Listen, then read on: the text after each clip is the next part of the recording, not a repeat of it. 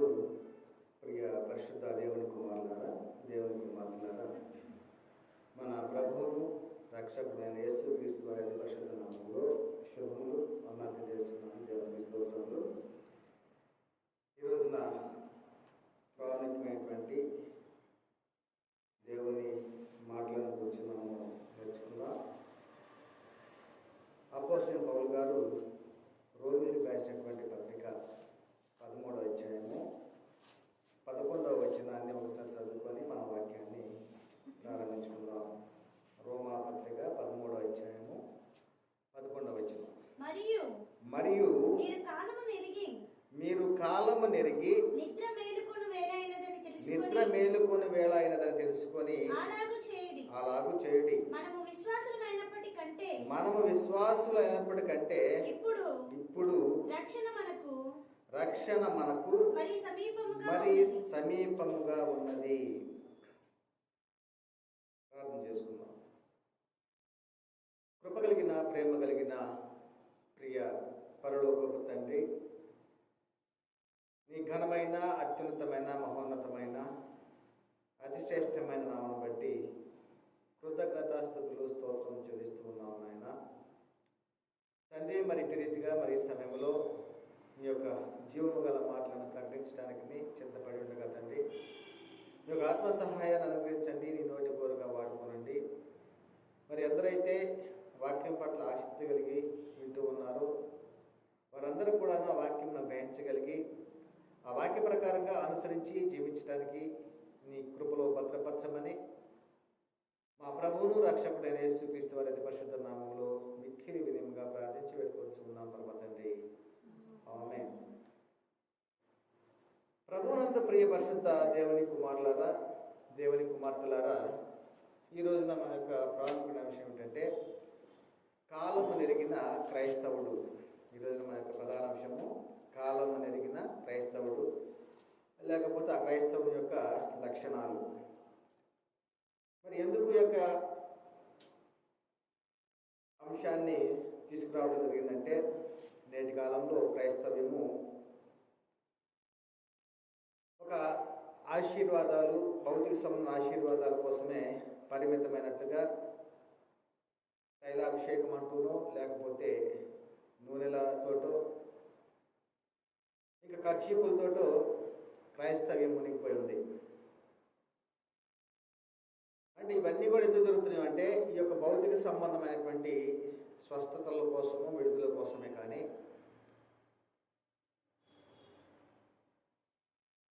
రాబోయేటువంటి కాలానికి మంచి పునాదులు వేసుకునేటువంటి బోధలు కనుమరుగైపోతున్నట్లుగా చూస్తూ ఉన్నాం. ఈ కాలాన్ని బట్టి చూస్తే ప్రతి ఒక్క వ్యక్తి కూడా ఏదో ఒక అస్వస్థతలు జరుగుతూనే ఉన్నాయి. ఆ అస్వస్థతలను బట్టి కొంతమంది క్రూరమైన తోడేళ్ళు భౌతిక సంబంధమైనటువంటి వాటి కొరకే బోధిస్తూ వారి దగ్గర ఉన్న ధనాన్ని ఆపేక్షిస్తూ కాలాన్ని గడుపుతున్నట్టుగా చూస్తూ ఉన్నాం.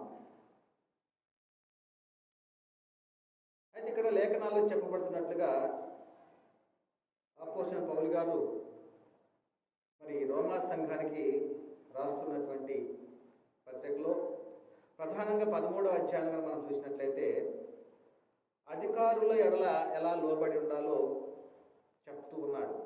అధికారులకు అంటే మనల్ని పరిపాలించేటువంటి పాలకులకు లోబడి ఉండేటువంటి విధానాన్ని గురించి చెప్తున్నాడు. ఎందుకంటే మరి ఎవరికి పన్ను వానికి పన్నును, ఎవరికి సుఖం వారికి సుఖాన్ని చెల్లిస్తూ ఉన్నాం. కాబట్టి ఎవరికి భయపడి ఉండవలనో వాని ఏళ్ళ భయమును, ఎవని ఏళ్ళ సన్మానముగా ఉండవలనో వాని ఏళ్ళ సన్మానము కలిగి ఉండి అందరికీ వారి వారి రుణములను తీర్చుడి అని అధికారుల గురించి, అధికారులకు లోబడే విధానాన్ని గురించి రోమపత్రిక 13వ అధ్యాయంలో 1 నుంచి 7 వచనాల వరకు కూడా చెప్తున్నాడు. అదే క్రమంలో ప్రేమ కలిగి నడుచుకోండి అని 8 నుంచి 10 వచనాల వరకు కూడా చెప్తున్నాడు. అంటే సహోదరుల ప్రేమను ఎలాగా కలిగి ఉండాలి, మరి కీడు చేయక ప్రేమనే కలిగి ఉండాలి అనేటువంటి దాని గురించి చెప్తూ ఇక్కడ 11వ వచనం నుండి చెప్తున్నాడు కదా. 11 నుంచి 14వ వచనం వరకు కూడా క్రీస్తు రాకడకు సిద్ధపడేటువంటి విధానం గురించి చెప్తున్నాడు. అందుకనే మీరు కాలము నెరిగి నిద్ర మేలుకొని వేళ అయినదని తెలుసుకొని అలాగు చేయుడి. మనము విశ్వాసులమైనప్పటి కంటే, అంటే విశ్వాసులం ఎప్పుడయ్యాము, ఎలాగా విశ్వాసులమయ్యాము అంటే యేసుక్రీస్తును రక్షకుడుగాను ప్రభువుగాను దేవుని కుమారుడుగాను మనము అంగీకరించాం. మన యొక్క విశ్వాసము అదృశ్యమైనటువంటి దానిని నిదానించి చూడటం మన యొక్క విశ్వాసం. అంటే అదృశ్యమైనవి ఏమిటి అంటే పరలోకము అదృశ్యమైనటువంటిది, దేవుడు అదృశ్యుడు, యేసుక్రీస్తు వారు అదృశ్యుడు, పరిశుద్ధాత్ముడు అదృశ్యుడు. అదేవిధంగా ఒక క్రైస్తవుడు కూడా మరి ఆత్మ ఉన్నాడు అనేటువంటి విషయాన్ని గ్రహించుకోవాలి. ఈ విధముగానే ఈ యొక్క అదృశ్యమైన దానిని నిదానించి చూసేటువంటి వాడు క్రైస్తవుడుగా మనకి విశ్వాసాన్ని మనము తెలియపరుస్తూ ఉన్నాం. లేఖనాలు కూడా అలాగనే చెబుతూ ఉన్నాయి. అయితే మన విశ్వాసులు అయినప్పటికంటే ఇప్పుడు రక్షణ మరీ సమీపముగా ఉన్నది అంటున్నాడు. ఆల్రెడీ రక్షణ పొందాం, మనం విశ్వసించాము యేసుక్రీస్తు ప్రభువని, ఆయన రక్షకుడు అని, దేవుడు ఆయనను మృతుల నుండి లేపిన హృదయమందు విశ్వసించాం, రక్షణ పొందాం. యేసుక్రీస్తు నామంలో బాప్తిసం పొంది మనము రక్షణ పొందుకున్నాం. ఆ రక్షణను కొనసాగిస్తూ ఉన్నటువంటి క్రమంలో మనం ఉన్నాం. అయితే ఇక్కడ చెప్తున్నది ఏమిటంటే రక్షణ మనకు మరి సమీపముగా ఉన్నది అంటున్నాడు. విశ్వాసులైనప్పటికంటే ఇప్పుడు రక్షణ మనకు మరి సమీపముగా ఉన్నది అంటున్నాడు. మరి సమీపముగా ఉన్నటువంటి రక్షణ ఏది, పొందుకున్నటువంటి రక్షణ ఏమిటి? ఒకసారి ఆలోచించాలి ఇవన్నీ కూడాను. ఎందుకంటే లేఖనాల్లో పరిశుద్ధాత్మ చేత ప్రేరేపించబడి దేవుని మూలముగా పలికినట్టు మాటలే. రక్షణ మనం పొందుకున్నాం, ఆ రక్షణను కొనసాగిస్తూ ఉన్నాం. క్రీస్తు యొక్క శరీరంలో అవయములుగా మార్చబడి క్రీస్తుకు మాదిరిగా క్రీస్తు యొక్క అడుగుజాడలో నడుచుకునేటువంటి క్రమంలో మనం ఉన్నాం. పొందుకున్నటువంటి రక్షణను కాపాడుకునేటువంటి క్రమంలో మనము నడుచుకుంటూ ఉన్నాం. అయితే రక్షణ మనకు మరీ సమీపముగా ఉన్నది అంటున్నాడు. అంటే ఏ రక్షణ మనకు సమీపముగా ఉంది, ఎలాంటి రక్షణ సమీపంగా ఉంది, పొందుకున్నటువంటి రక్షణ ఏమిటి, మరి సమీపముగా ఉన్నటువంటి రక్షణ ఏమిటి అనేటువంటి మనం పరిశీలనగా చేసినట్టయితే ఇక్కడ చెప్పబడిన లేఖన భాగాన్ని బట్టి మీరు కాలము నెరిగి నిద్ర మేలుకొని వేళని తెలుసుకోండి అంటున్నాడు. అంటే కాలం అంటే ఏమిటి, దేని గురించి ఇక్కడ చెప్పబడతా ఉంది అంటే క్రీస్తు రాకడ గురించి చెప్పబడతా ఉంది. ఆయన వచ్చేటువంటి కాలము, ఆయన ఈ లోకానికి వచ్చేటువంటి కాలము గురించి చెప్పబడతా ఉంది. కాలము నెరిగి నిద్ర మేలుకొని వేళైనదని తెలుసుకొని అలాగ చేయడి. అంటే యేసుక్రీస్తు వారి రాకడలో మనము పొందుకోబోయేటువంటి మహిమే మరి సమీపముగా ఉన్నటువంటి రక్షణ అనేటువంటిది అర్థం చేసుకోవాలి. అంటే ఏమిటి అంటే ఈ దీన శరీరము మహిమ శరీరమునకు సమరూపము గలదానిగా మార్చబడుతుంది. అంటే ఈ శరీరంలో ఉండగానే యేసుక్రీస్తు వారు రెండవసారి వచ్చినప్పుడు ఆయన ఉన్నట్టుగానే ఆయనను చూస్తాము, ఆయనను పోలి ఉంటాము. ఈ దీన శరీరము మహిమ శరీరానికి సమరూపం కాదానిగా మార్చబడుతూ ఉంది. ఇదే మరి సమీపముగా ఉన్న రక్షణ అనేటువంటిది గ్రహించాలి. అందుకనే కాలం నెరిగి నిద్ర మేలుకొని వేళైందని తెలుసుకోవాలి అంటున్నాడు. అయితే ఈ విషయంలో కన్నా మనం చూసినట్లయితే కాలాల గురించి ఈ లోకంలో మనకు తెలుసు. అది ఏమిటంటే ఆకాశము క్రింద ఉన్న ప్రతి దానికి కూడా ఒక సమయం ఉంది, ఒక కాలం ఉంది. చిగురించటానికి, ఆకులు రాలటానికి, అదేవిధముగా రైతు పంట విత్తనాలు వేయటానికి, పంట కోయటానికి ప్రతి దానికి కూడా ఒక సమయం ఉంది. అవన్నీ కూడా కాలాలు మనకి తెలుసు. అయితే శిశువు ఈ లోకానికి జన్మించేటువంటి ఒక కాలం ఉంది. ఆ గర్భంలో ఉన్న శిశువుకు కావలసినటువంటి ఆహారము తీసుకునేటువంటిది ఒక కాలం ఉంది. అదే విధముగా మనము జన్మించేటువంటి శిశువుల విషయంలో వారు ఎదిగేటువంటి క్రమంలో వారికి ఏమేమి అవసరం ఉన్నాయో వాటన్నిటి కూడా ఇచ్చేటువంటి సమయాలు అన్నీ కూడా మనము తెలుసుకుంటూ ఉన్నాం. అదేవిధంగా పిల్లలు స్కూల్కి వెళ్ళాలంటే వాళ్ళకి ఒక కాలం ఉంది. వాళ్ళు స్కూల్ మానుకోవాలనుకున్నప్పుడు, వారు స్కూల్ నుంచి బయటకు వచ్చినప్పుడు ఒక కాలం ఉంది. మరి ఈ విధంగా మనము నిద్రించడానికి లేకపోతే మేలుకొనటానికి అవన్నీ కూడాను మనకి కాలాలు తెలుసు. అన్నింటి కాలాలు ఉన్నవని తెలిసి అన్నింటినీ వాటి వాటి కాలాల్లో చెయ్యాలని తెలిసినటువంటి మనము అన్ని పనులు వాటి వాటి కాలంలోనే చేస్తూ ఉన్నాము. ఏ కాలంలో ఏ పని చేయాలో ఆ కాలంలోనే మనము చేస్తూ ఉన్నాం. విత్తేటువంటి కాలంలో మనం విత్తనం విత్తుతున్నాము. పంట తీసుకునేటువంటి కాలంలో మనం పంటను తీసుకుంటూ ఉన్నాం. అదేవిధంగా దేవుడు సూచించినటువంటి సూర్య నక్షత్రాలు కూడా వాటి వాటి కాలాల్లో పనిచేస్తూనే ఉన్నాయి. ఆ విధముగానే అన్నింటికీ కాలాలు ఉన్నవని తెలిసినటువంటి మనము, అన్నింటినీ వాటి వాటి కాలాల్లో చేయాలని తెలిసినటువంటి మనము మరి కొన్నింటి సమయాలు నిర్దేశిస్తూ ఉన్నాం. ఇది ఇంతకాలమే పనిచేస్తుంది, ఇది ఇంతకాలమే అని ఒక సమయాన్ని ఇస్తూ ఉన్నాం. కాబట్టి మనకున్నటువంటి కాలాన్ని మనము గుర్తించగలిగామా? అంటే మనము ఈ శరీరాన్ని విడిచిపోయేటువంటి కాలము మనము గ్రహించగలుగుతూ ఉన్నామా? దేవుడు సూచించిన కొన్నింటి కాలాలు గుర్తించిన మనము, మనం తయారు చేస్తున్న వస్తువులకు కాలాన్ని నిర్దేశించిన మనము, మనం ఈ లోకాన్ని విడిచిపెట్టి వెళ్ళేటువంటి కాలము తెలుసుకున్నామా, తెలుసా అనేటువంటి విషయాన్ని కనుక మనం పరిశీలనగా చేసుకోవాలి. ఎందుకంటే మనది ఈ లోకము కాదు. ఒక లోకం నుండి ఒక లోకానికి మనం వచ్చినటువంటి వారం. తిరిగి లోకానికి మరలా పోవాలి. కాబట్టి దేవుడు అంటున్నాడు కదా, నరులారా తిరిగి రండి అని తన పిల్లలను పిలుస్తూ ఉన్నాడు. ఆ పిలుపు సమయంలో, ఆ పిలిచేటువంటి సమయం మనము సిద్ధంగా ఉన్నామా? ఎందుకు సిద్ధంగా ఉండాలి? ప్రతి ఒక్కరు కూడాను ఈరోజు నిద్రిస్తూ ఉన్నటువంటి వారు తెల్లవారి మరి మెలకువగా కలిగి ఉంటున్నారో లేదో అనేటువంటి పరిస్థితి మనం చూస్తూ ఉన్నాం.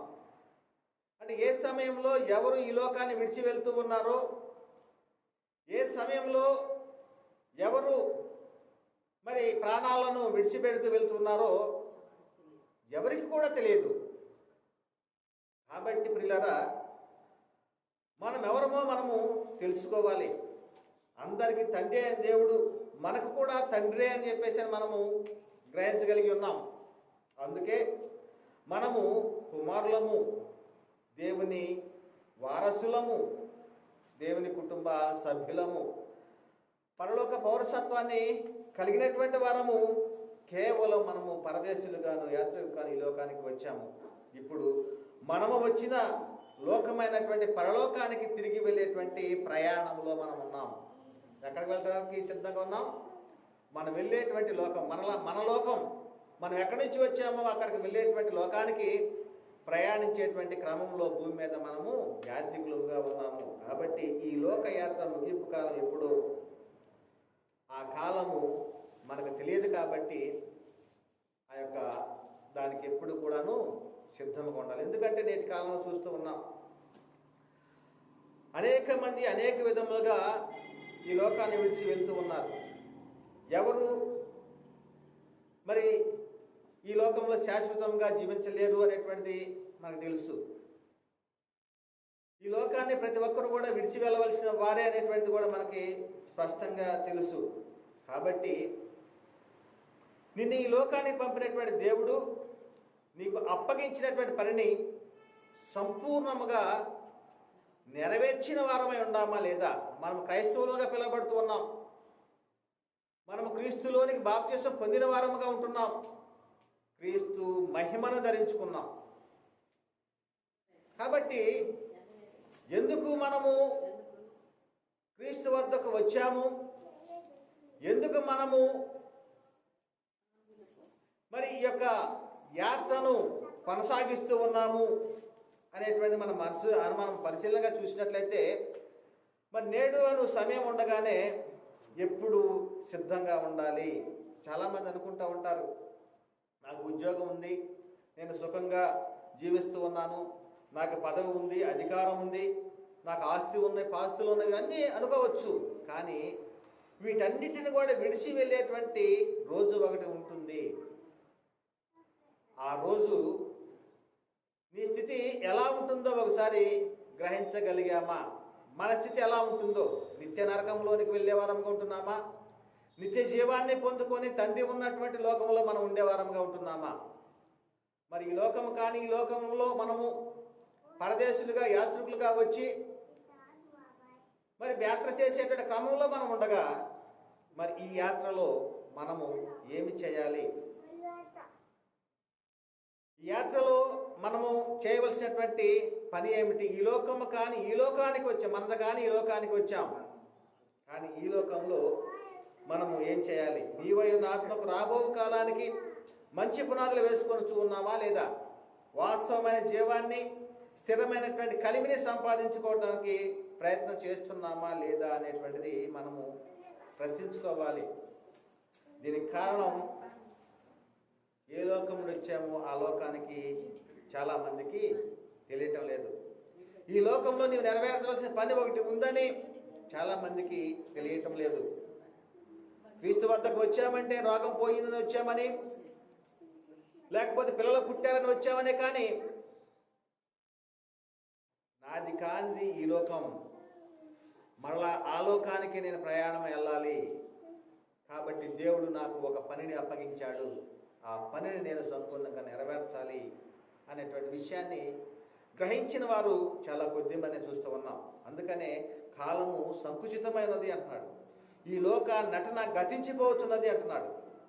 అదేవిధముగా ఇక కాలము బహు కొంచెముగా ఉన్నది, వచ్చుచున్నవాడు ఆలస్యం చేయక వచ్చును అనేటువంటిది లేఖనాలు చెప్పబడతా ఉన్నాయి. ఇంకో సందర్భంలో, ఇదిగో న్యాయాధిపతి వాకిట నిలిచి ఉన్నాడు, అనుకూల సమయం మందు నీ మొరణ ఆలకించితిని, రక్షణ దినమందు నిన్ను ఆదుకొంటిని అని ఆయన చెబుతున్నాడు కదా.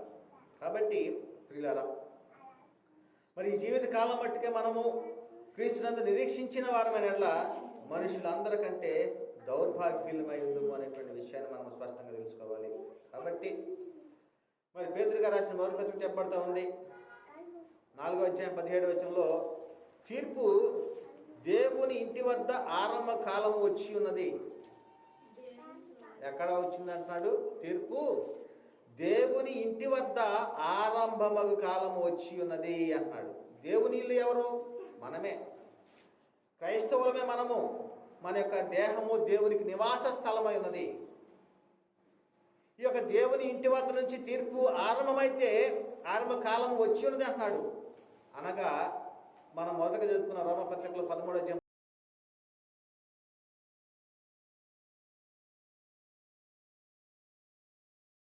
మన విశ్వాసం అయినప్పటికంటే రక్షణ మరీ సమీపముగా ఉన్నది.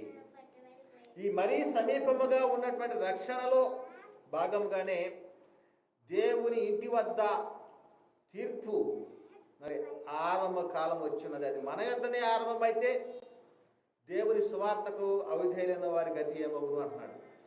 అంటే సువార్తకు అవిధేయులైనటువంటి వారు, సువార్తకు లోబడినటువంటి వారి యొక్క స్థితి ఎలా ఉంటుంది అంటున్నాడు. మనము క్రైస్తవులుగా పిలువబడుతూ ఉన్నాము. మనకు అప్పగించేటువంటి పని ఏమిటో మనము ఒక క్రైస్తవుడికే తెలుసు, కానీ క్రైస్తవులు కానటువంటి వారికి ఈ లోకంలో మన పని ఏమిటో తెలియదు. భౌతిక సంబంధమైనటువంటి జీవనోపాధి కొరకై చేసేటువంటి పనులైతే తెలుసు, కానీ రాబోయేటువంటి కాలానికి వాస్తవమైన జీవాన్ని సంపాదించుకోవడానికి మరి చేసేటువంటి పని ఏమిటో స్పష్టంగా తెలియనటువంటి వారు చాలామంది చూస్తూ ఉన్నాం. అందుకనే దినములు చెడ్డవి కనుక మీరు సమయమును పోనీయక సద్వినియోగం చేసుకోనండి అంటున్నాడు. దినములు చెడ్డవి కాబట్టి ప్రియులారా, దేవుడు మనకు అప్పగించిన పని ఏమిటో మనకు తెలియాలంటే అసలు దేవుడు కలిగి ఉన్నటువంటి పని ఏమిటో మనము తెలుసుకోవాలి. దేవుడు కలిగి ఉన్నటువంటి పని. ఎందుకంటే చాలామంది క్రైస్తవులుగా ఉన్నటువంటి వారు పాటలు పాటలు పాడుతూ ఉన్నామండి, ప్రార్థన చేస్తూ ఉన్నాము, ఉపవాసాలు ఉంటూ ఉన్నాము, కుటుంబ ప్రార్థన జరుగుతున్నాయి అనేటువంటిది చాలామంది చేసేటువంటిదే, కానీ మంచిది. అయితే దేవుని యొక్క పని ఏమిటి? దేవుడి యొక్క పని ఏమిటి? దేవుడు కలిగి ఉన్న పని ఏమిటో స్పష్టంగా ఎరగనటువంటి వారు ఉన్నారు అనేటువంటిది మనకు అర్థమవుతూ ఉంది. దేవుడి పని ఏమిటి? ఒకసారి మనం చూసినట్లయితే ఎఫెసీ పత్రిక 1వ అధ్యాయంలో 4 నుంచి 6 వచనాలు చెప్పబడతా ఉన్నాయి. ఎట్లనగా తన ప్రియుని యందు తాను ఉచితముగా మనకు అనుగ్రహించిన తన కృపా మహిమకు కీర్తి కలుగునట్లు. ఎలాగంటున్నాడు? తన కృపా మహిమకు కీర్తి కలుగునట్లు తన చిత్త ప్రకారమైన దయా సంకల్పము చొప్పున యేసు క్రీస్తు ద్వారా తనకు కుమారులుగా స్వీకరించుటకై మనలను ముందుగా తన కోసమే నిర్ణయించుకొని మనము తన ఎదుట ఎలా ఉండాలన్నాడు? పరిశుద్ధులమును నిర్దోషులమై ఉండవల్లని జగత్తు పునాది వేయబడక మునిపే ప్రేమ చేత ఆయన క్రీస్తులో మనలను ఏర్పరచుకొనెను. జగత్తు పునాది వేయబడక మునిపి, ఇప్పుడు కాదు, మనలను దేవుడు ఎప్పుడో ఏర్పరచుకున్నాడు. ఎవరిలో అంటే క్రీస్తులో.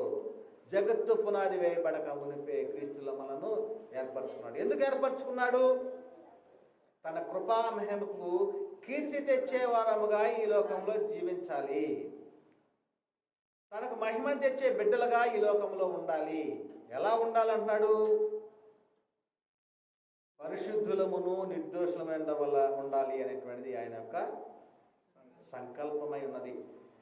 ఇంకొకటి ఏమిటంటే కొలసీ రాసిన పత్రిక 1వ అధ్యాయం 20 వచనం చెప్పబడతా ఉంది. భూలోకములో ఉన్నవైనను పరలోకములో ఉన్నవైనను వాటిని అన్నింటినీ దేవునితో సమాధానపరుచుకోవాలి అని తండ్రి యొక్క కోరిక. చూడండి ఒకసారి కొలసీ పత్రిక 1వ అధ్యాయము 20వ వచనంలో, ఆయన శిలువ రక్తము చేత సంధి చేసి, ఎలాగ చేశాడట? శిలువ రక్తము చేత సంధి చేసి. అంటే దేవుని యొక్క పని ఏమిటి? దేవుని యొక్క అనాది సంకల్పం ఏమిటి? దేవుని యొక్క అనాది సంకల్పంలో మనము ఏమై ఉన్నాము? మనం ఏ విధంగా ఈ లోకంలోకి వచ్చాము? మనం ఏ విధంగా ఈ లోకాన్ని విడిచి వెళ్ళాలి? ఈ లోకంలో ఉన్నంతకాలం ఏ విధంగా మనము జీవించాలి? అందుకని అంటున్నాడు కదా, ఆయన శిలువ రక్తము చేత సంధి చేసి ఆయన ద్వారా సమస్తమును అంటున్నాడు. సమస్తం అంటే ఏంటి? భూలోకమందున్నవి అయినను పరలోకమందున్నవి అయినను వాటన్నింటినీ ఆయన ద్వారాగా, యేసుక్రీస్తు ద్వారా తనతో సమాధానపరుచుకున్న వాళ్ళని తండ్రి అభిష్టము. అంటే యేసుక్రీస్తు శిలువకు అప్పగించటం, ఆ శిలువలో కార్చినటువంటి రక్త దారాల ద్వారాగా మనము విమోచించబడటం. ఆ విమోచించబడినటువంటి మనము పరిశుద్ధులము నిర్దోషులమై ఉండటం. ఆ క్రమంలోనే మనము ఈ లోకంలో జీవించినంత కాలం కూడా దేవునికి కృపా మహిమకు కీర్తి తెచ్చే వారముగా జీవించటం. ఇంకోటి ఏమిటంటే తిమోతి రాసిన 2వ పత్రిక 1వ అధ్యాయము 9-10 వచనాలు రాయబడి ఉంది. మన క్రియలను బట్టి కాక తన స్వకీయ సంకల్పమును బట్టి అనాది కాలముననే క్రీస్తు యేసునందు మనకు అనుగ్రహింపబడినది అంటున్నాడు. ఎప్పుడు అనుగ్రహింపబడ్డాయి ఇవన్నీ కూడాను? అనాది కాలమే. జగత్తుకు పునాది వేయబడక మునిపే మనకి ఇవన్నీ కూడా అనుగ్రహించబడి ఉన్నాయి. ఏవన్నీ? పరలోక పౌరులము, దైవ కుమారులము, దేవుని కుటుంబ సభ్యులము, దేవుని ఇంటి వారము, క్రీస్తుతోటి వారసులము, పరిశుద్ధుల యొక్క స్వాస్థ్యంలో పాలు పొందినటువంటి వారము. ఇవన్నీ కూడాను మరి జగత్తుకు పునాది వేయబడక మునిపే. చూడండి, క్రీస్తు యేసునందు మనకు అనుగ్రహింపబడినది, క్రీస్తు యేసునందు మన రక్షకుని ప్రత్యక్షత వలన బయలుపరచబడి. ఎప్పుడు బయలుపరచబడ్డాయి ఇవన్నీ కూడాను? యేసుక్రీస్తు వారు ఈ లోకానికి వచ్చిన తర్వాత, ఆయన శిలువలో రక్తాన్ని కార్చిన తర్వాత, ఆ యొక్క సువార్తను విని, సువార్త అంటే ఏమిటి? దేవుడు యేసుని లోకానికి పంపాడు. ఆ పంపగా వచ్చినటువంటి యేసుక్రీస్తు వారు ఆయన చనిపోయాడు, సమాధి చేయబడ్డాడు, లేఖనాల ప్రకారం 3వ దినమున లేపబడ్డాడు. ఇది సువార్త. అంటే ఈ సువార్తలో ఏముంది? ఆయన చనిపోయి తిరిగి లేస్తే ఉపయోగం ఏముంది అనుకునేవారు చాలామంది ఉన్నారు. చూడండి, అక్కడ దేవుని యొక్క అనాది సంకల్పం ఉంది. దేవుని యొక్క అనాది సంకల్పంలో మనకి ఇచ్చినటువంటి మహిమ ఉంది. ఆ మహిమను మరలా పొందుకోవడానికి దేవుడు ఇచ్చినటువంటి గొప్ప సంకల్పమే యేసుక్రీస్తుని ఈ లోకానికి పంపించటంలో ఉంది. అదే చెప్తున్నాడు ఇక్కడ. ఆ క్రీస్తు యేసును మన రక్షకుడు ప్రత్యక్షం బయలుపరచబడిన తన కృపను బట్టి మనలను రక్షించి పరిశుద్ధమైన పిలుపుతో ఆయన మనల్ని పిలిచెను. మనల్ని పిలిచాడట. ఎలాంటి పిలుపు అది? పరిశుద్ధమైనటువంటి పిలుపు. అంటే నశించిన స్థితిలో ఉన్నటువంటి వారికి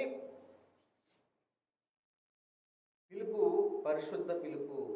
అదే ఉన్నతమైనటువంటి పిలుపు, పరలోక సంబంధమైనటువంటి పిలుపుగా చెప్పబడుతూ ఉంది. ఆయన పరిశుద్ధమైన పిలుపుతో మనల్ని పిలిచాను అన్నాడు. అదే పిలుపు అంటే సువార్త.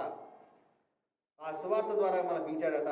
ఆ క్రీస్తు యేసు మరణమును నిరర్ధకం చేసి జీవమును అక్షేత్ర సువార్త వలన వెలుగులోనికి తెచ్చెను. అంటే దేవుడు కలిగి ఉన్నటువంటి పని ఏమిటి? ఈ లోకానికి మనల్ని పంపించటంలో దేవుని యొక్క పని ఏమిటి అంటే తన కృపామహిమకు కీర్తి కలిగేలాగా ఈ లోకంలో మనం జీవించాలి. ఎందుకంటే యేసుక్రీస్తు ద్వారాగా మనలను కుమారులుగా తాను స్వీకరించాలి అని కోరుకున్నాడు కాబట్టి. అందుకనే మనము తన కృపామహిమకు కీర్తి తెచ్చే వారముగా ఉండాలి. రెండవదిగా ఆయన మనకు అనుగ్రహించినటువంటివన్నీ కూడాను మరలా పొందుకోబోతూ ఉన్నాం. అదే ఆయన పరలోకంలో ఉన్నవి కానీ భూమి మీద ఉన్నవి కానీ వాటన్నిటిని కూడాను ఆయన మరి క్రీస్తు ద్వారాగా సమాధానపరచుకోవాలని ఆయన యొక్క తండ్రి యొక్క అభిష్టమై ఉన్నది. మూడవది ఏంటంటే ఆ యొక్క యేసుక్రీస్తు వారు ఈ లోకానికి వచ్చి మరణం నిరర్ధకం చేసి జీవమును నక్షత్ర సువార్త వలన వెలుగులోనికి తెచ్చాడు. అంటే మనకు మరణ భయము లేదు. మనము పాపము నుండి విమోచించబడ్డాము. మనము ఈ లోకానికి వచ్చినటువంటి పనిలో, ఈ లోకానికి మనల్ని దేవుడు పంపగా వచ్చినటువంటి అప్పగించిన పనిలో కొంతవరకు మనము నెరవేర్చుకున్నాము. ఎందుకంటే తన చిత్త ప్రకారమైన దయా సంకల్పం చొప్పున మనలను కుమారులుగా కావాలి క్రీస్తు ద్వారా అనుకున్నాడు. ఆ పనిలో మనం రక్షణ పొందాము. ఆ రక్షణ పొందినటువంటి మన విషయంలో ఏమంటున్నాడంటే మరి సమీపముగా ఉన్న రక్షణ అంటున్నాడు. మరి సమీపముగా ఉన్నటువంటి రక్షణ ఉంది అంటున్నాడు. మరి సమీపం ఉన్న రక్షణ కొరకు మనము సిద్ధముగా ఉండాలి. దానికోసం మనము ఏం చేయాలి? అయితే దానికోసము మరి దేవుడు ఏం చేశాడు? ఈ లోకంలో యేసుక్రీస్తు వారిని పంపాడు. ఆయన ప్రేమ ఏమిటో మనకు తెలియపరిచాడు. ఆయనను సిలువకు అప్పగించటం, ఆయన చనిపోవటం, మరి అదే దేవుని యొక్క ప్రేమ ప్రత్యక్షత అనేటువంటిది మనకి అర్థమవుతుంది. ఎందుకంటే మనం ఆయన ద్వారాగా జీవించినట్లు దేవుడు తన అతిథి కుమారుని లోకానికి పంపాడు. దీనివల్ల దేవుడు ప్రేమ ప్రత్యక్షపరచబడిందని చెప్పబడుతుంది. అంటే దేవుని యొక్క ప్రేమ అంటే మరణములో ఉన్నటువంటి వారి విషయంలో, అంటే జీవించున్న పేరు మాత్రం ఉన్నా కానీ మృతులుగా ఉన్నటువంటి స్థితిలో ఉన్నటువంటి వారు పరిశుద్ధపరచబడుతూ ఉన్నారు, నీతిమంతులుగా తీర్చబడుతూ ఉన్నారు.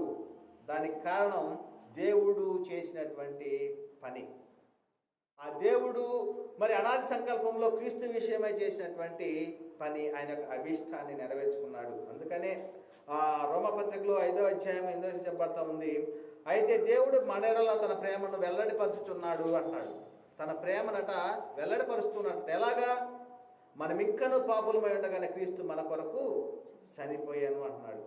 ఇంకొక సందర్భంలో తన సొంత కుమారుడు అనుగ్రహించుటకు వెలుగు తీయక మన అందరి కొరకు ఆయనను అప్పగించిన వాడు, ఆయనతో పాటు సమస్తం మనకెందుకు అనుగ్రహింపడు అంటున్నాడు.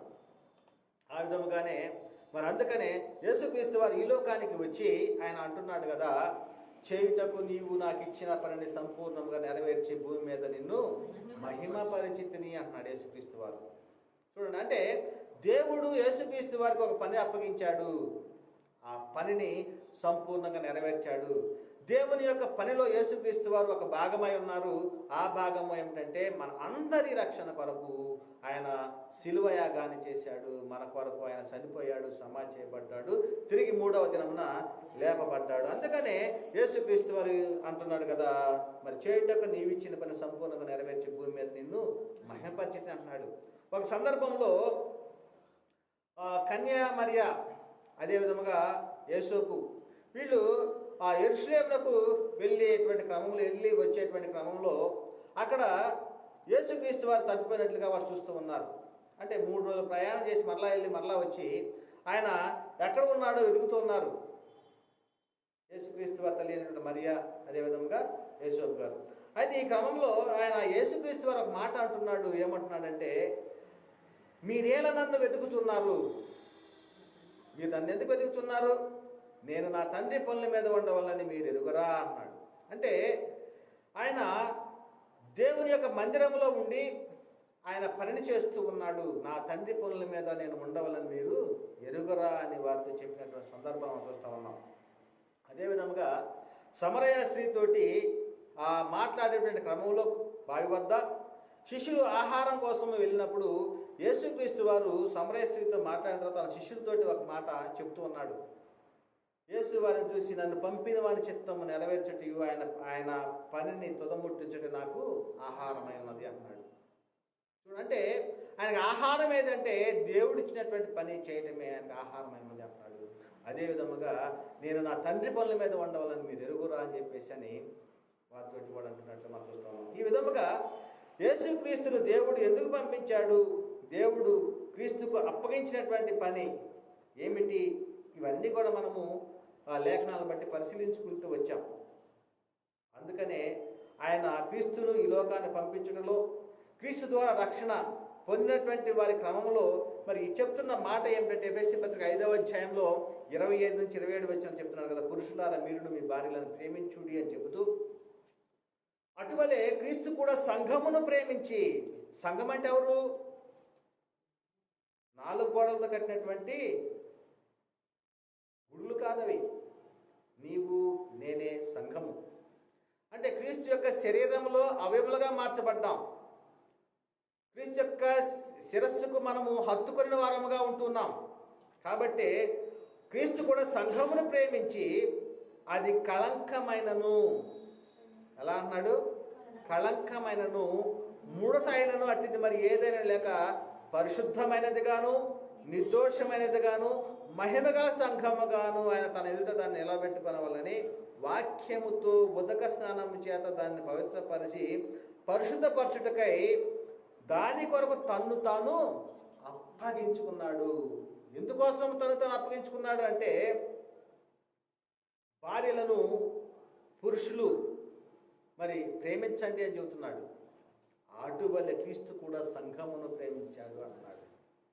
ఆ సంఘాన్ని ఎలాగా ఉండాలనుకున్నాడు? కలంకమైనను ముడతైనను మరి ఏదైనా లేక పరిశుద్ధమైనది గాను నిర్దోషమైనది గాను మహిమగల సంఘము గాను ఆయన తన ఎదుట దాన్ని నిలబెట్టుకున్న వాళ్ళని వాక్యముతో, అంటే వాక్యమును విన్న తర్వాత సంపూర్ణంగా గ్రహించిన తర్వాత బాప్తిస్మం తీసుకోవాల్సిన అవసరము ఎంతైనా ఉంది.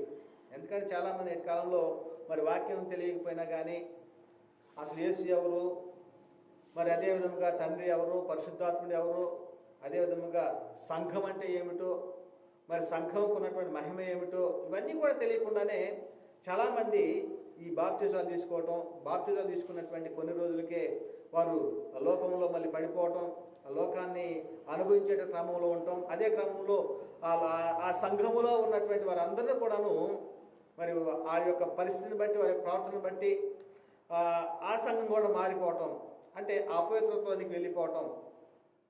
అంటే వాళ్ళు బాప్తిజం తీసుకున్నారు కదా, వాళ్ళు జీవించేటువంటి జీవన విధానం ఎలా ఉందో ఒకసారి చూడండి అనేటువంటిది అక్కడ చూస్తున్నటువంటి పరిస్థితి మనం చూస్తూ ఉన్నాం. అంటే పరిశుద్ధత లేనటువంటి పరిస్థితి.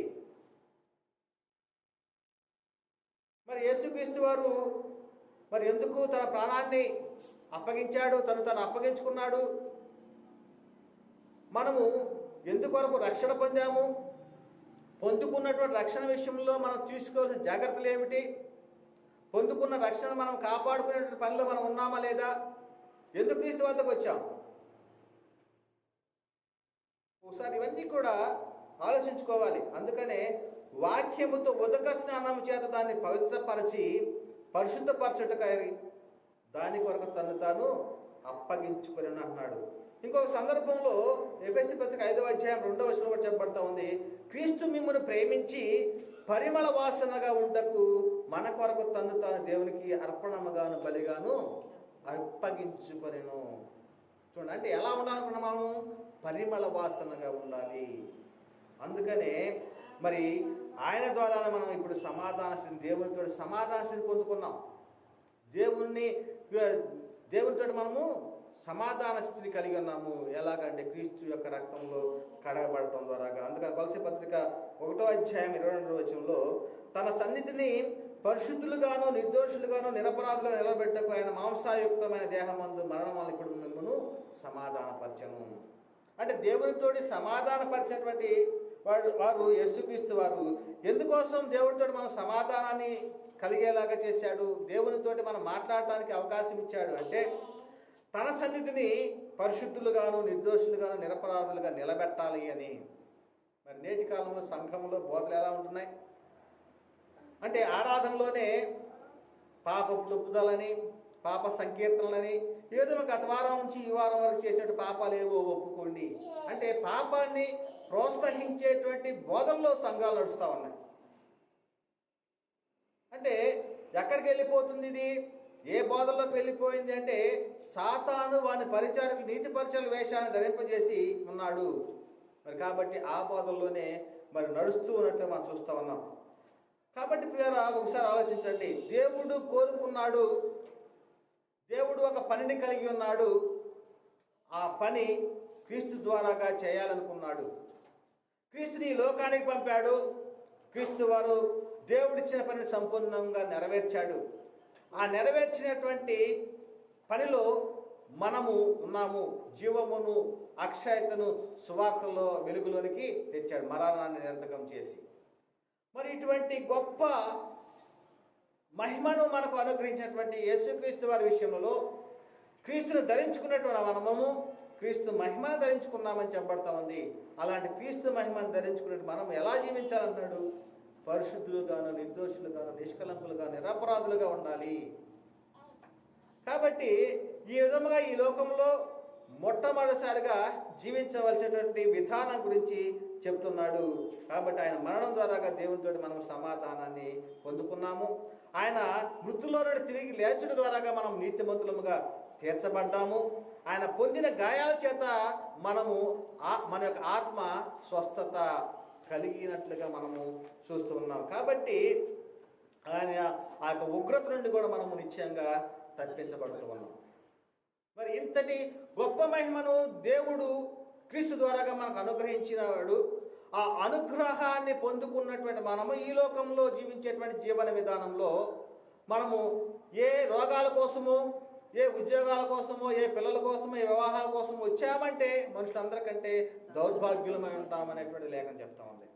కాబట్టి మనము మరీ సమీపముగా ఉన్నటువంటి రక్షణ అంటున్నాడు. ఆ మరీ సమీపంగా ఉన్న రక్షణ కొరకు మనము ఈ లోకంలో మనము ఏమి చేయాలి? ఇవి ప్రధానంగా మనము తెలుసుకోవాలి ప్రియులారా. కాబట్టి మొట్టమొదటిసారిగా ఏమిటంటే దేవుడు ముందుగా సిద్ధపరిచినటువంటి సత్క్రియలు చేయాలి. ఏం చేయాలట? సత్క్రియ. అంటే మనం సత్క్రియ అనేటువంటి పదాన్ని మనము ఆదికాండంలో వింటూ ఉన్నాం. ఆదికాండంలో హేబేలును చంపినటువంటి కయీని విషయంలో చూస్తూ ఉన్నాం. దేవుడు అన్న సత్క్రియలు నువ్వు చేసిన ఎడల నీ పాపము పొంచి ఉండదు, నీ వాకిట పాపం పొంచి ఉండదు కదా అంటాడు. అంటే సత్క్రియలు చేయకపోతే పాపము పొంచి ఉంటుంది. అంటే దేవునికి ఇష్టమైనటువంటి పనులు, దైవ కార్యాలు చేయాలి.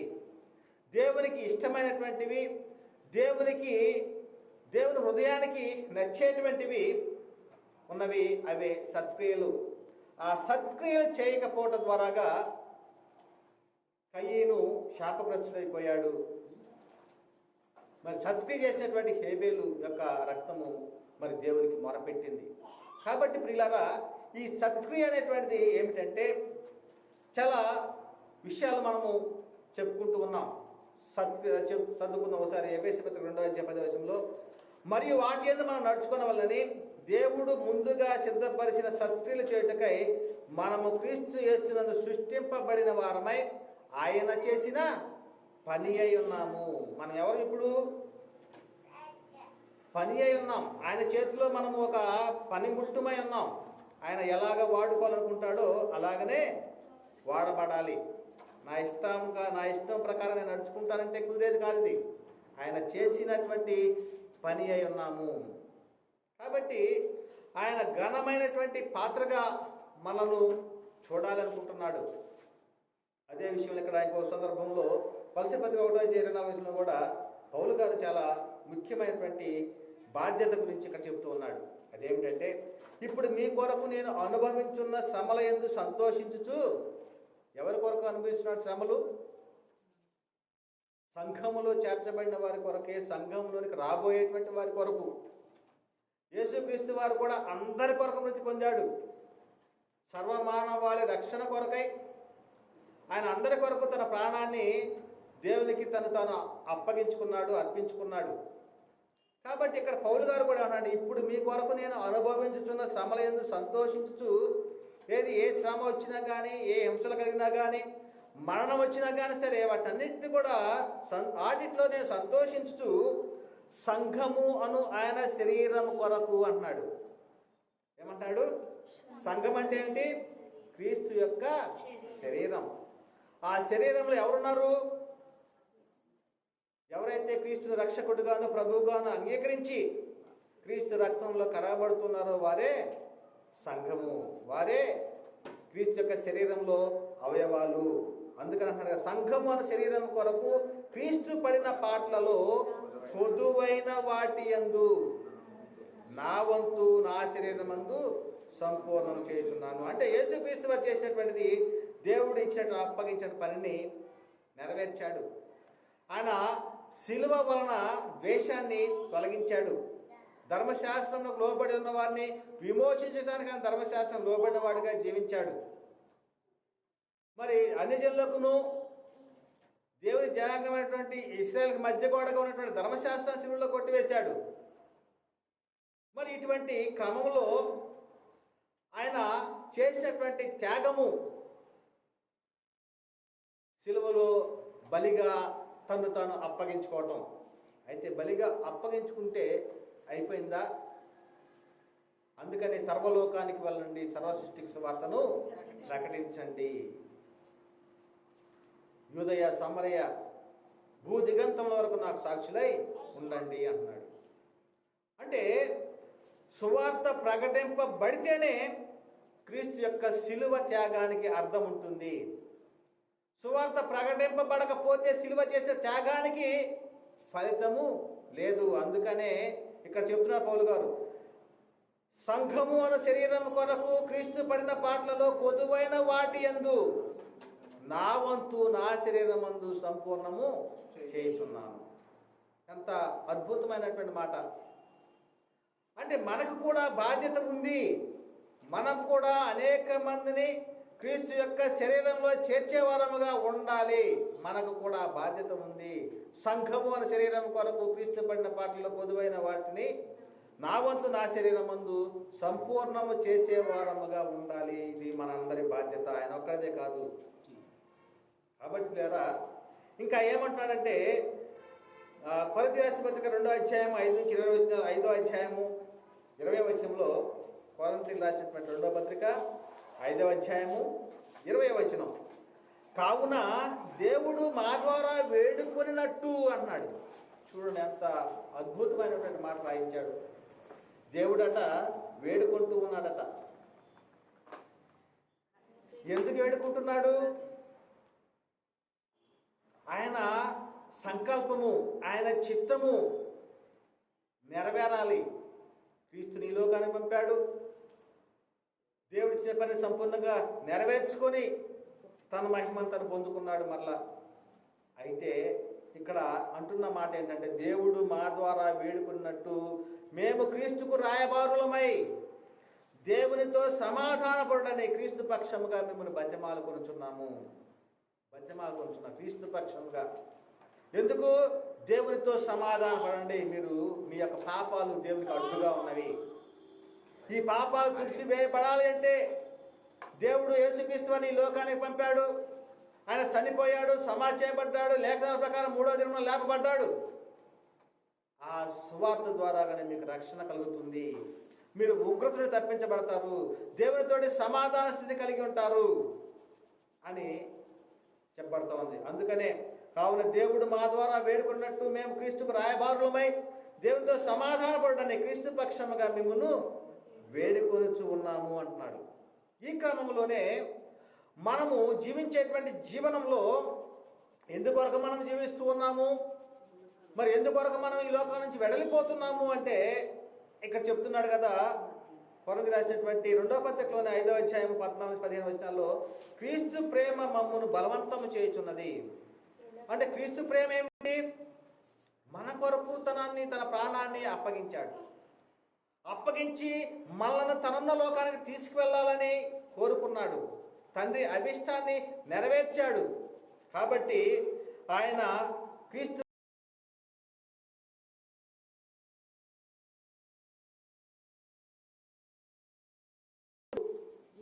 జీవించే వారికి మీద తమ కొరకు కాక తమ నిమిత్తము మృతి పొంది తిరిగి లేచిన వారి కొరకే జీవించుటకు ఆయన అందరి కొరకు మృతి పొంది నిశ్చయించుకుంటున్నాము. ప్రతి ఒక్క క్రైస్తవుడు కూడా నిశ్చయించుకోవాల్సినటువంటిది ఏమిటంటే, ఈ లోకంలో జీవిస్తూ ఉన్నామంటే ఈ జీవించినటువంటి జీవితకాలం కూడా ఎవరి కొరకైతే చనిపోయాడో, అంటే ఆయన తమ నిమిత్తం మృతి పొంది తిరిగి లేచిన వారి కొరకే జీవించుటకు ఆయన అందరి కొరకు మృతి పొందినని నిర్ణయం తీసుకోవాలి, నిశ్చయించుకోవాలి అనేటువంటిది ఇక్కడ చెప్పబడుతుంది. అంటే మన యొక్క పని ఏమిటంటే దేవుడు సిద్ధపరిచిన సత్క్రియలు చేయాలి, తన కృపామహిమకు కీర్తి తెచ్చేవారంగా ఈ లోకంలో జీవించాలి. అదేవిధంగా సంఘము అనే శరీరానికి క్రీస్తు పడిన పాటల కొదువైన వాటిని మన వంతు మనము సంపూర్ణంగా ఈ శరీరంలో ఉన్నంతకాలమే చేయాలి. అదేవిధంగా క్రీస్తుకు రాయబారులమై దేవునితో సమాధానపడాలని క్రీస్తు పక్షంగా మరి సువార్తను ప్రకటించాలి. ఇంకో సందర్భంలో ఫిలిప్పీ రాసిన పత్రిక 1వ అధ్యాయము 22-23 వచనాల్లో చెప్పబడుతుంది. చాలా ముఖ్యమైనటువంటి మాటలు ఇవన్నీ కూడా. ఎందుకంటే పరిశుద్ధాత్మని బోధలో అపోస్తులు పత్రికల ద్వారాగా చాలా బోధించారు. అదే సంఘము అనుసరించవలసిన బోధ. కాబట్టి ఫిలిప్పీ రాసిన పత్రిక 1వ అధ్యాయము 22-23 వచనాల్లో అయినను శరీరముతో నేను జీవించుటయే నాకున్న పనికి ఫలసాధనమైన ఎడల నేనేమి కోరుకుందునో నాకు తోసలేదు అంటున్నాడు. అంటే ఈ లోకంలో ఈ శరీరంలో జీవిస్తూ ఉన్నాను అంటే నాకు ఒక పని ఉన్నది, ఈ యొక్క శరీరమే దానికి అవసరమైనది. అంటే ఈ శరీరం ద్వారాగానే నాకున్న పనికి ఫలసాధనమైనది అనేటువంటిది చెప్తున్నాడు. ఇంకేమంటాడంటే నేనేమి కోరుకుందునో నాకు తోస్తలేదు అంటున్నాడు. అంటే ఈ శరీరంలో ఉంటే నాకు పని ఉంది, సర్వమానవాళికి రక్షణ కలిగించేటువంటి సువార్తను ప్రకటించాలి అని, అనేక మంది రక్షణలోనికి తీసుకురావాలి అని, అనేక మంది దేవుని యొక్క కుటుంబంలో చేర్చాలి అని, అనేక మందిని క్రీస్తు యొక్క శరీరంలో అవయములుగా మార్చాలి అని, అనేక మందిని పరిశుద్ధుల యొక్క స్వాస్థ్యంలో పాలివారులుగా చేయాలి అని చెప్తూ, ఇంకా నేనేమి కోరుకుందో నాకు తోసలేదు, ఈ రెండింటి మధ్య ఇరుకుని పడి ఉన్నాను. ఏ రెండింటి మధ్య ఇరుకుని పడి ఉన్నాడు? నేను వెడలిపోయి క్రీస్తుతో కూడా ఉండవలన నాకు ఆశ ఉన్నది, అది నాకు మరీ మేలు అన్నాడు. అంటే ఈ శరీరాన్ని విడిచి వెళ్ళిపోతే క్రీస్తుతో కూడా ఉండాలని ఆశ ఉంది. ఒకవేళ ఈ లోకంలో జీవిస్తే నా పనికి ఫలసాధనం ఈ శరీరమే. కాబట్టి అనేక మందిని సువార్తను ప్రకటించి మరి అనేక మంది క్రీస్తు మహిమలోకి తీసుకురావాలి అనేటువంటి ఒక ఆశ కూడా ఉంది. ఈ రెండింటి మధ్య నేను ఇరుకున పడి ఉన్నాను. అందుకని అంటున్నాడు కదా 24 వచనం ఫిలిప్పీ రాసిన 1:24లో అయినను నేను శరీరం నిలిచి ఉండట మిమ్మల్ని బట్టి మరి అవసరమైనది. అంటే శరీరంలో ఉన్నంతకాలం కూడా మనం ఎక్కువగా కష్టపడుతున్నది దేనికోసం అంటే శరీరానికి సంబంధించిన అవసరాలు తీర్చుకోవటం కోసం, అంటే భూ సంబంధమైనటువంటి కావలసిన వాటిని జీవనోపాధి నిమిత్తమై మనం ఎక్కువగా పనిచేస్తూ ఉన్నాం, కష్టపడుతున్నాం. కానీ అది ముఖ్యమే. అయితే ఈ శరీరంలో నిలిచి ఉండటం అనేక మంది సువార్త ప్రకటించడానికి కూడా ముఖ్యమే అనేటువంటిది కూడా చెప్పబడుతూ ఉంది. మరి ఈ లోకంలో మనం జీవిస్తూ ఉన్నాం, ఈ లోకంలో మనది కానీ ఈ లోకంలో మనం వచ్చి యాత్రను కొనసాగిస్తూ ఉన్నాం. అదే విధముగా మరి ఈ సమయంలో కాలం జరిగినటువంటి స్థితిలో మనం ఉన్నామా లేదా? యేసుక్రీస్తు వారి రాకడ వరకు మనం సిద్ధపడుతున్నామా? మరి సమీపంగా ఉన్నటువంటి రక్షణ పొందుకునేటువంటి స్థితిలో ఉన్నామా లేదా అనేటువంటి విషయాలు మనము స్పష్టంగా తెలుసుకోవాలి. అందుకనే కొలసీ రాసిన పత్రిక 1వ అధ్యాయంలో 28, 29 వచనాలు చెప్పబడుతుంది. మన యొక్క పని గురించి, మన యొక్క బాధ్యత గురించి కూడా చెప్పబడుతూ ఉంది. ఏమిటంటే, ప్రతి మనిషిని క్రీస్తునందు సంపూర్ణంగా చేసి, క్రీస్తునందు సంపూర్ణంగా చేయటం ఏమిటి అంటే, క్రీస్తు చూపినటువంటి ప్రేమ, క్రీస్తు చేసినటువంటి త్యాగము, క్రీస్తు మరి నడిచినటువంటి అడుగుజాడలు, మనకు చూపించినటువంటి అడుగుజాడలు, వీటన్నింటిలో కూడా మనము క్రీస్తు కలిగిన సంపూర్ణంగా చేసి ఆయన ఎదుట నిలబెట్టవాలని సమస్త విధములైన జ్ఞానముతో మేము ప్రతి మనుషునికి బుద్ధి చెప్పుచు, ఎలాగంట ప్రతి మనిషికి బుద్ధి చెప్పుచు, ప్రతి మనుషునికి బోధించు ఆయనను ప్రకటించుచు ఉన్నాము. అంటే క్రీస్తు వలె మనము జీవించాలి, క్రీస్తుకు మాదిరిగా మనం నడుచుకోవాలి, క్రీస్తు ప్రేమను, క్రీస్తు యొక్క త్యాగాన్ని మనం గ్రహించుకోవాలి. మరి ఈ విధముగా మనం ఉంటేనే మనమున్న లోకము, ఇంతకుముందు మనం ఎక్కడైతే ఉన్నామో ఆ లోకానికి వెళ్ళడానికి మనకు అవకాశం ఉంటుంది అని ప్రతి మనిషిని కూడా బుద్ధి చెప్పుచు, ప్రతి మనిషిని కూడా బోధించు ఆయనను ప్రకటించున్నాము. ఇది ఒక క్రైస్తవుని యొక్క ధర్మము, యాజక ధర్మము. కాబట్టి అందుకని రోమపత్రిక 15:10 చెప్పబడతా ఉంది, అయినను అన్యజనులను అర్పణ పరిశుద్ధాత్మ వల్ల పరిశుద్ధపరచబడి ప్రీతికరమగినట్లు నేను సువార్త విషయమై యాజక ధర్మము జరిగించు దేవుని చేత నాకు అనుగ్రహం పడిన అనే మాట చెప్తున్నాడు. కాబట్టి ప్రియరా, మనము మరి ఏ విధంగా ఈ లోకంలో జీవించాలి, మనము ఎందుకొరకు ఈ లోకంలోనికి వచ్చాము, మన ఎడల దేవుడు మరి కలిగి ఉన్నటువంటి ప్రేమ ఏమిటి, మన ఎడల దేవుడు కోరుకున్నది ఏమిటి, మనం ఈ లోకంలోకి వచ్చి మరి మనది కానీ ఈ లోకం నుంచి వెళ్ళకపోయేటప్పుడు మనమున్న లోకాన్ని మనం వెళ్తున్నామా లేదా అనేటువంటి విషయాన్ని గ్రహించేటువంటి క్రమంలో మన యొక్క బాధ్యతలు ఏమిటో ఒకసారి గ్రహించాలి. సందేహపడు వారిని కనికరం చూపుడు అన్నాడు. సందేహపడుతూ ఉన్నారు చాలామంది కూడా, వారి మీద కనికరం చూపాలంటున్నాడు. అగ్నిలో లాగినట్టు కొందరైనా కానీ రక్షించండి అంటున్నాడు.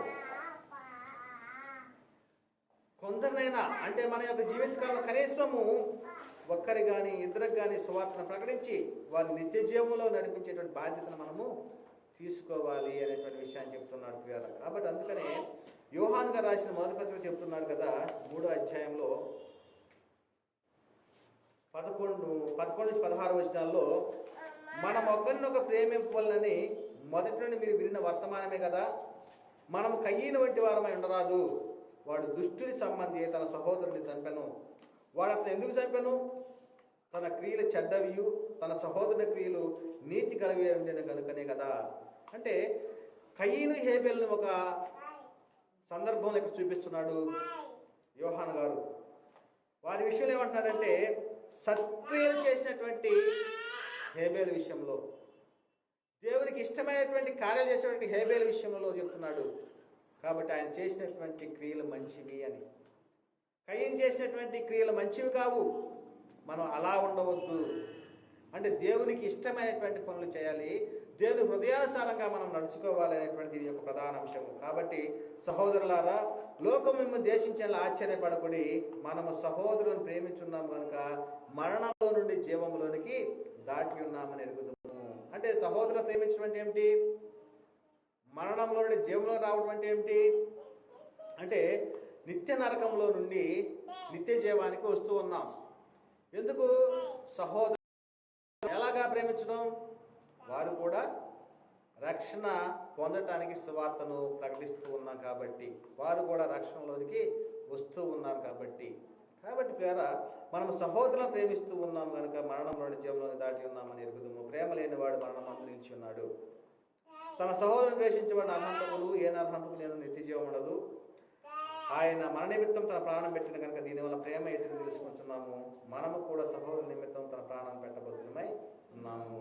మరి ఈ విధముగా చూసుకుంటూ పోతే చాలా విషయాలు మన యొక్క బాధ్యతలు గుర్తించుకోవాలి, మరి తెలుసుకోవాలి. అందుకనే పౌలు గారు ఈ లోకంలో ఉన్నంతకాలం మరి ఆయన ఎలాంటి పోరాటం చేశాడో, ఎలాంటి పరుగును పెట్టాడో మరి చెప్తూ ఉన్నాడు.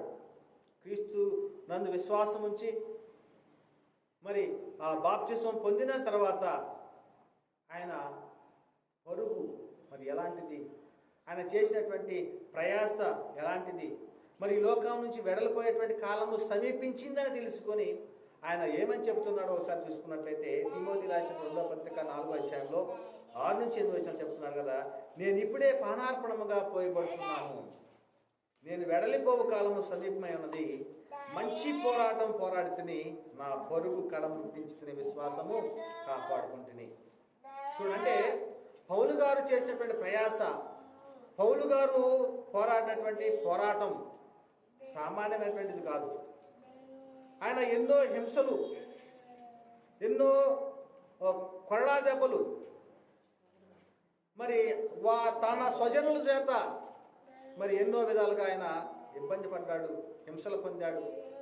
అటువంటి ఆయన అంటున్నాడు కదా, నేను ప్రాణార్పణంగా పోయబడుతున్నాను, వెడలిపోవు కాలము సమీపమై ఉన్నది, మంచి పోరాటం పోరాడితే నా పరుగు కాడ ముట్టించిన విశ్వాసము కాపాడుకుంటానని చెప్తూ ఇక మీదట నా కొరకు నీతి కిరీటం ఉంచబడినది, ఆ దినమందు నీతి గల న్యాయాధిపతి అనేది ప్రభువు అది నాకు మాత్రమే కాకుండా తన ప్రత్యక్షతను అపేక్షించే వారికి అందరికీ నేను గ్రహించును అన్నాడు. ఎవరైతే మరి ఈ లోకంలో జీవిస్తూ మరి అనేక మంది రక్షణ కొరకు ప్రయాసపడుతూ ఉంటారో, పోరాటం చేస్తూ ఉంటారో, అటువంటి వారి అందరూ కూడాను మరి ఎలాంటిది పొందుకుంటారట, నీతి కిరీటము పొందుకుంటారని చెప్పబడతా ఉంది. కాబట్టి వేరే ఒకసారి ఆలోచించండి. ఎందుకంటే కాలము సంక్లిష్టమైనది. వచ్చే వాడు అనగా యేసుక్రీస్తు వారు మరి ఆలస్యం చేయక వస్తూ ఉన్నాడు. అదేవిధంగా సమీపంగా రక్షణ మరి సమీపంగా ఉన్నది. మరి రక్షణ సమీపంగా ఉంది కాబట్టి మరి పొందుకోబోయేటువంటి ఆ యొక్క రక్షణ విషయంలో మనం ఏ విధంగా జీవిస్తున్నాము, మన యొక్క బాధ్యత ఏమిటి, ఈ లోకంలో మరి ఏమి తీసుకొని రాలేదు, ఏమి తీసుకొని పోము, మరి అటువంటి యాత్ర ముగించేటువంటి కాలం ఎప్పుడో మనకు లేదు. మరి కాలము సమీపంగా ఉన్నది అనేటువంటిది మనం ఎరిగి ఒక క్రైస్తవుడిగా మనం చేయాల్సిన బాధ్యతలు ఏమిటో, ఈ లోకంలో మనం జీవిస్తూ ఉన్నంత కాలము మరి ఏ విధంగా మనం జీవించాలి, ఎందుకొరకు మనం జీవించాలి, మనం ఎందుకోసం ఈ లోకానికి వచ్చాము గ్రహించి ఆ ప్రకారంగా మరి మంచి నిర్ణయం తీసుకొని రాబోయేటువంటి దినాల్లో మంచిగా దేవుని పనిలో క్రీస్తుకు రాయబారులుగా వాడవాలని ఉద్దేశిస్తూ ఈ మాట ముగిస్తున్నా. చెప్పండి మాటలు ఉంచిన ప్రతి ఒక్కరిలో కూడా దేవుడు నీరు కట్టి ఫలింపచేయడం గాక. చెప్పండి మాటలు ఉంచిన ప్రతి ఒక్కరిలో కూడా దేవుడు ఆశీర్వదించిన గాక. అందరికీ వందనాలు. దేవునికి స్తోత్రములు.